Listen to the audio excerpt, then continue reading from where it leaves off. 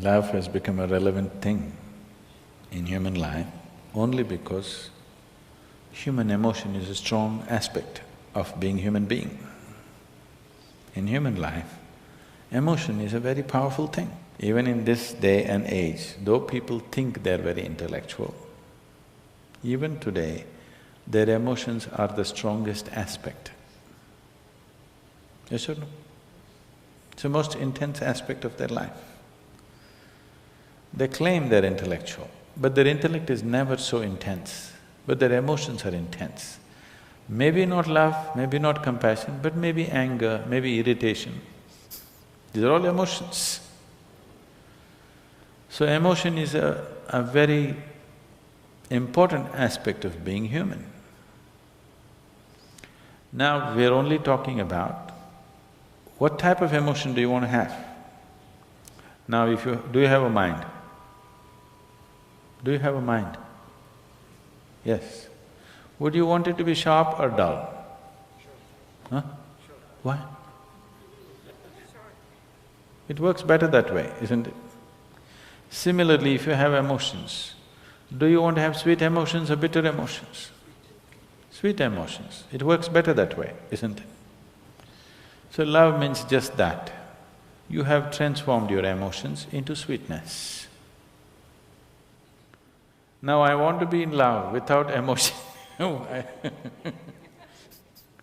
That's a very European idea.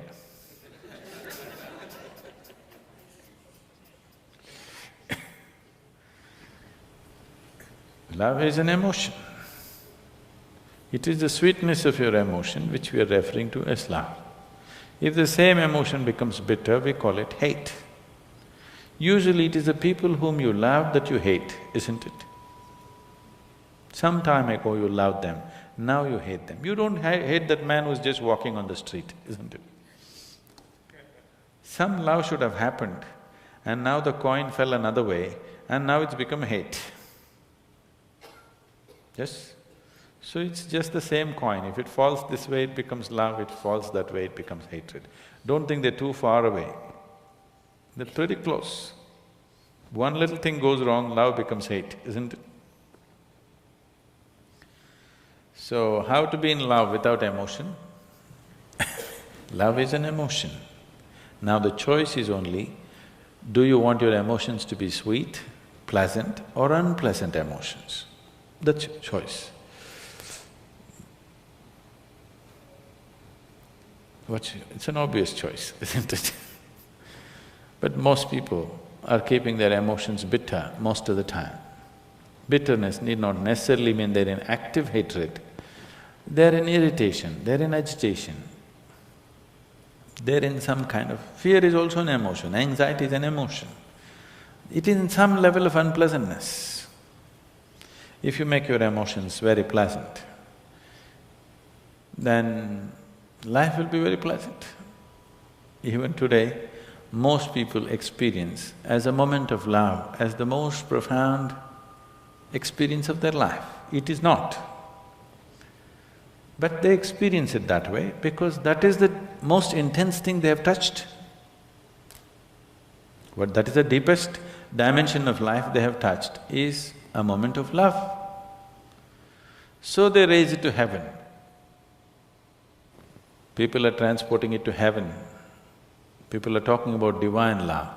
You do not know whether God loves or not. Human beings are capable of love if they're willing. Dog is capable of love.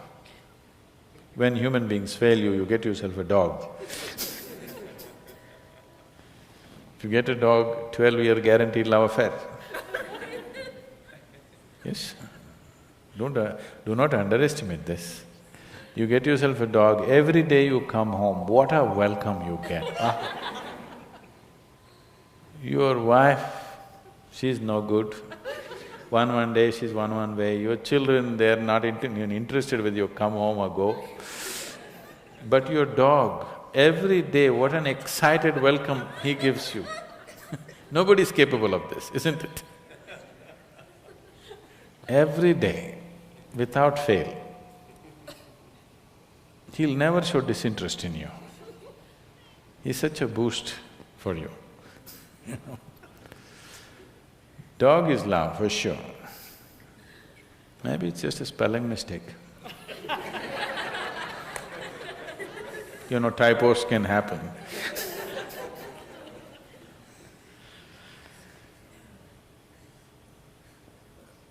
Now, if you made yourself in such a way, nobody around you can love you, then the only succor you have is somebody must love you long distance from there. It's an unfortunate way to live. God loves you, it's the most unfortunate way to live. That means you made yourself in such a way nobody can even look at you. If people around you cannot help loving you, that's a nice way to be, isn't it? You may not be great, maybe at least you're cute. Yes? So, in yoga, we don't look at anything as love, hate, happiness, misery, we don't look at it that way. We just look at it this way. Do you want to be pleasant or unpleasant? If you become pleasant in your body, we call it health. If you become very pleasant, we call it pleasure.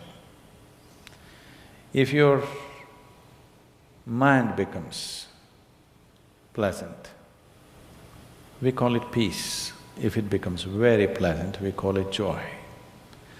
If your emotions become pleasant, we call it love. If it becomes very pleasant, we call it compassion. If your very life energies become pleasant, we call this bliss. If it becomes very pleasant, we call it ecstasy. If your surroundings become pleasant, we call it success.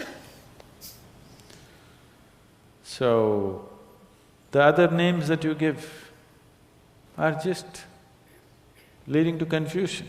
Should I be loving? You don't have to be loving.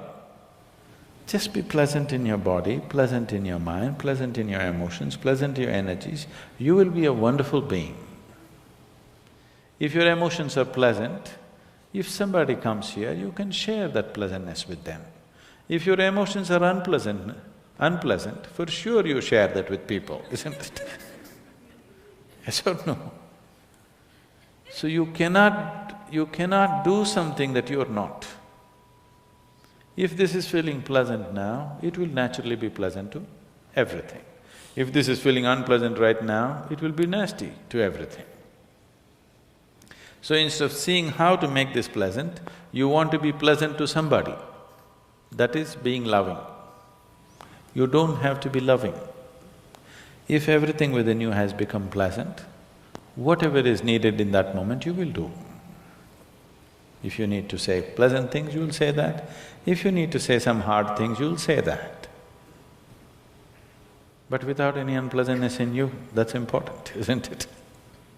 If you'll have to fight a war, you'll fight it without any unpleasantness in you, that's important. Then you will do everything only to the extent it's necessary. You will not overdo anything. If you say, I love somebody, you will exaggerate things about the people whom you love. You will exaggerate good things about them. If you say, I hate somebody, you will exaggerate bad things about them. You'll never see anything the way it is. People go blind with things that they love, isn't it? They have no sense, they lose all their sense. If they hate also, they'll lose sense. If you like, you will lose sense. If you dislike, you will lose sense. The doorway of life is in being equanimous, that you're able to see everything just the way it is. Now you are pleasant to somebody not because somebody is nice. You're pleasant to somebody because you are pleasant, that's all. This is more guaranteed. It's a more guaranteed love affair, isn't it? You're being pleasant to somebody because you're pleasant. If I'm being pleasant to you because you are nice, tomorrow if you're not so nice, something else will happen, isn't it? If you mortgage your pleasantness to something outside of you being pleasant or unpleasant is only by chance. Keeping this one pleasant is your business. If this one is pleasant, with whatever it interacts, it will generate pleasantness. Now you have not managed to make this pleasant, you're trying to be pleasant to somebody.